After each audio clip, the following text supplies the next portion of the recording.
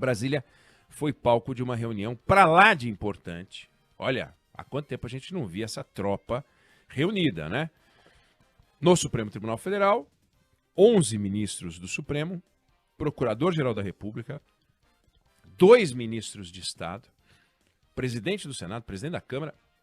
Ó, o tempo dessa gente é valiosíssimo. Então, só mesmo um assunto pra lá de valioso para reunir essa tropa toda e vamos combinar que o tema é valiosíssimo, porque é dinheiro público, valiosíssimo para eles e também valiosíssimo para nós, porque esse dinheiro público é nosso. Embora eles cuidem e tratem como se fosse deles, é nosso. E por que eles se reuniram? Você acompanhou aqui. Você sabe que o ministro Flávio Dino, do Supremo Tribunal Federal, tomou uma decisão, depois validada por todos os demais ministros do Supremo, dizendo o seguinte: emendas parlamentares não podem ser destinadas sem transparência e rastreabilidade. Não dá para o camarada mandar o dinheiro sem que a gente saiba quem mandou, indo para um lugar que a gente não sabe como vai ser usado e sem auditoria. Hoje em dia, o camarada pode mandar uma emenda, que é a tal da emenda PIX, por exemplo, sai do Tesouro Federal, vai para o Tesouro do Estado ou do Tesouro Municipal, e lá, como não é orçamento federal, ainda que a origem do dinheiro seja federal, o TCU não fiscaliza. Então é um dinheiro livre, que ninguém fiscaliza, é uma zona. Zona. Não pode. E é assim que funcionava. Emenda individual. O camarada manda para onde quer, pelo critério dele. Então, fizeram uma reunião e disseram o seguinte: a partir de agora, e até fazer isso não tem liberação, mas vai ter que criar um sistema de controle, um sistema de rastreabilidade, um sistema de transparência, vai ter que ficar tudo registradinho, bonitinho. O TCU vai fiscalizar as tais emendas PIX.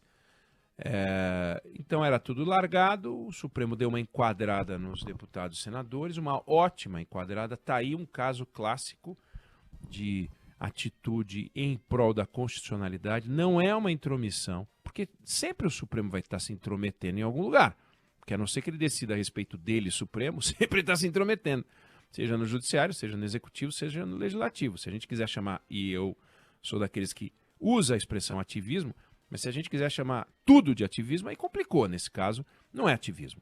Estava zelando, sim, pela Constituição. Mas eu queria chamar atenção para um fato. Havia um escândalo em curso. O escândalo da falta de transparência, da falta de rastreabilidade, com 50 bilhões de reais, né? Cada parlamentar pode apresentar até 25 emendas individuais. Cada uma das comissões permanentes do Senado e da Câmara podem apresentar também emendas, e varia. Tem comissão que pode apresentar 4 emendas, comissão que pode apresentar 6, outra que pode apresentar 8. Tem as emendas de bancadas estaduais, bancadas regionais, tem as emendas de relator, enfim, é um festival de emenda. Em total, 50 bi. Um de cada 4 reais de livre destinação controlado pelo Congresso Nacional. Não há lugar nenhum do mundo onde isso acontece. Não há lugar do planeta onde o parlamento mande tanto no dinheiro. Seja o parlamentar ligado ao governo, seja o parlamentar ligado à oposição. Isso é um absurdo, absurdo. Então, o primeiro escândalo, eles atuaram. Rastreabilidade, transparência que não tinha e tal. Mas o segundo escândalo, que é o escândalo institucionalizado, que é um escândalo legalizado, um escândalo que é tratado como se não fosse escândalo, que é o direito de todo deputado e senador decidir, durante 4 anos no caso do deputado, durante 8 anos no caso do senador, para onde eles põem o dinheiro, segundo os interesses dele, isso não foi tocado. Primeiro, é um desequilíbrio absoluto, porque é um dinheiro eleitoral. Você tem uma verba, 50 bi por ano, vezes 4, 200 bi. Como é que você não está estimulando a reeleição desses deputados e senadores? Total. É um poder que eles têm, que é uma coisa inacreditável. Agora, mais escandaloso, ou tão escandaloso quanto o fato de que eles podem mandar mais do que os outros que querem entrar, porque depois que os outros entram também vão tomar parte disso, mas Tem um lado que é o seguinte, a distribuição de dinheiro público, se é o resultado do dinheiro do Brasil, deveria ser devolvido para a sociedade na forma de o que é melhor para o Brasil. O que é melhor para o Brasil, o que define são políticas públicas, que geram estatísticas e que geram uma lista de necessidades.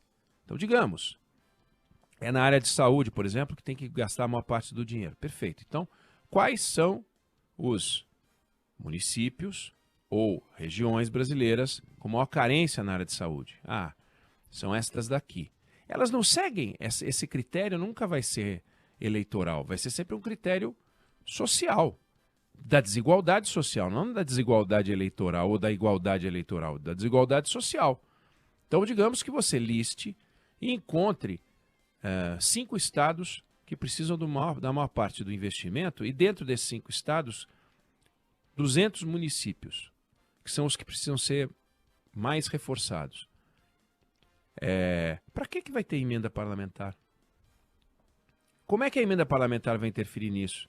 O deputado vai dizer, quando você for inaugurar a emenda que a política pública recomenda, de número 27, me avisa porque eu estou apadrinhando. Ok, poderia ser. Acho ridículo, absurdo, mas tá bom.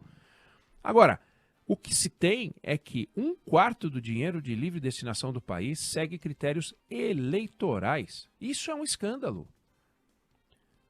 Eu não estou querendo dizer que o município que recebe não precisa, porque todos os municípios precisam. Eu não estou querendo dizer que a obra que é feita é desnecessária, porque toda obra é necessária. Tem uma ponte simples, faz uma ponte dupla, depois faz uma ponte tripla, depois faz o que quiser. Mas é óbvio que ou você escolhe a regra da lista única, ou você escolhe a regra do apadrinhamento. E a regra do apadrinhamento, ela abre a porta para uma opção de coisas, entre as quais o mau uso do dinheiro público, que poderia até acontecer com as listas organizadas por desigualdade social, porque o cara, quando é ladrão, bandido, pilantra, ele vai roubar de qualquer jeito. Mas não dá para fazer, por exemplo, a não ser que fosse muita coincidência, por exemplo, o ministro das Comunicações, Juscelino Filho, né? Ele mandou dinheiro para a cidade onde a irmã dele é prefeita, no Maranhão. O ministro dos Esportes, o André Fufuca, mandou dinheiro para a cidade onde o pai dele é prefeito. Será que realmente a cidade onde o pai dele é prefeito, a cidade onde a irmã do ministro Juscelino é prefeita, são as cidades que mais precisam? Elas precisam, mas são as que mais precisam? Um dos candidatos aí a presidente da Câmara, no lugar do Arthur Lira, que é o Amaro Nascimento da Bahia, ele mandou emenda para o município onde o irmão é prefeito e concorre à reeleição. A gente vai achar outros casos. A gente vai achar Domingos Neto no Ceará, que mandou dinheiro para a cidade onde a mãe é prefeita. O Júnior Mano do Ceará também colocou dinheiro na cidade onde a mulher dele é prefeita. Hugo Mota da Paraíba, onde o pai é prefeito. Será que esses municípios, por coincidência, é possível, hein? Fariam parte de uma lista das cidades que mais precisam? É possível, mas a gente não tem como saber, porque não tem uma lista de políticas públicas orientando os municípios que mais precisam. Então a gente não sabe se esses municípios fariam parte. Ainda que fizessem, se estariam na ordem em que o dinheiro foi liberado. Teve um deputado que colocou dinheiro para a saúde. Foi condenado pelo Supremo Tribunal Federal e tal. Colocou dinheiro para a saúde. E o estado dele é o estado pobre, não é que é o estado rico, né? O estado pobre. E o que aconteceu? Foram fazer, o Supremo entrou na história para investigar e descobriu que o camarada mandava comprar ambulância, liberava dinheiro para ambulância, sob o argumento de que, puxa vida, ele era de Roraima, Newton Capixaba. Foi condenado em 2018, 6 anos, 10 meses e 6 dias de reclusão, em regime inicial semiaberto, corrupção passiva. O que ele fazia? Ele mandava dinheiro para a ambulância, comprar a ambulância, e é acusado de receber um pedaço, 10% do valor de volta. Então o argumento era matador. Puxa vida, eu estou mandando dinheiro para cidades que não tem um hospital a um raio de 1.000 quilômetros. E ele liberava dinheiro para as ambulâncias. Aí ficava liberando. Aí foram investigar depois, descobriram que o sujeito estava fazendo uma patifaria. Ele foi condenado por corrupção passiva. Será que se tivesse uma política pública fiscalizada pelo Congresso, fiscalizada pelo TCU, não orientada pelo Congresso, será que todo mundo de olho numa política nacional de ambulância, a gente teria o mesmo tipo de patifaria? Talvez tivesse. Mas será que as cidades para onde ele mandou ambulância estariam na lista?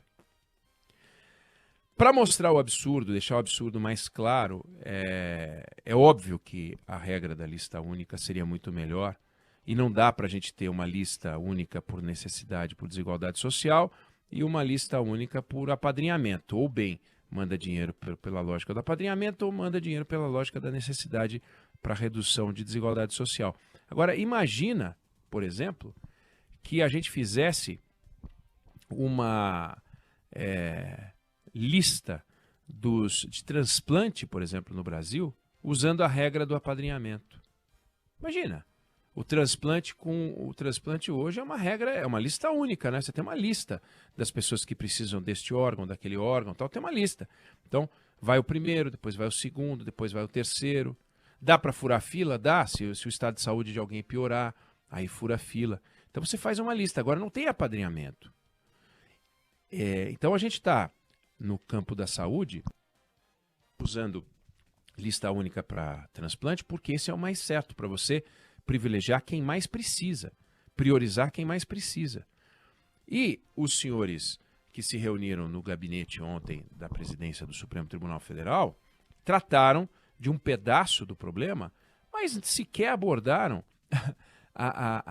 aquilo que é um absurdo institucionalizado, que é permitir que a lógica do apadrinhamento se sobreponha à lógica do combate à desigualdade social de maneira igualitária.